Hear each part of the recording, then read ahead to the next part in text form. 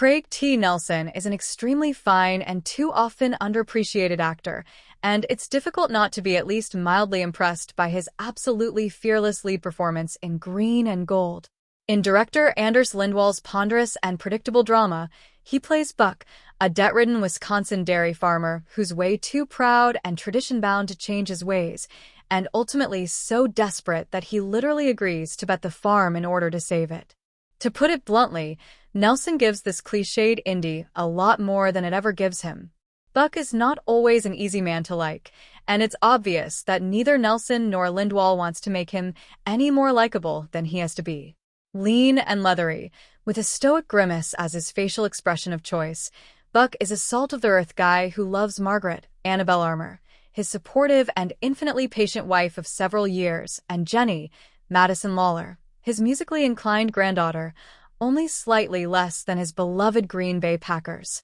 But that doesn't mean he's willing to listen to them or anyone else when it comes to updating his low-tech equipment. He appears to relish using a horse-drawn plow instead of a tractor, or changing much of anything else about his life and work. Unfortunately, Buck's stubborn maintenance of his status quo has resulted in his accruing an ever-growing sea of red ink. He's on the verge of having his farm foreclosed upon by an unsympathetic banker who harshly observes, not without cause, that Buck farms like it's the 1800s, even though the movie is set in the mid-1990s. But Buck vows to soldier on, and insists that Jenny indefinitely delay, if not entirely extinguish, her dreams of putting rural life behind her and becoming a successful singer-songwriter.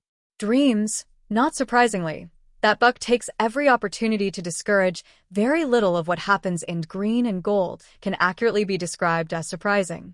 Ever hear of the law of Chekhov's gun?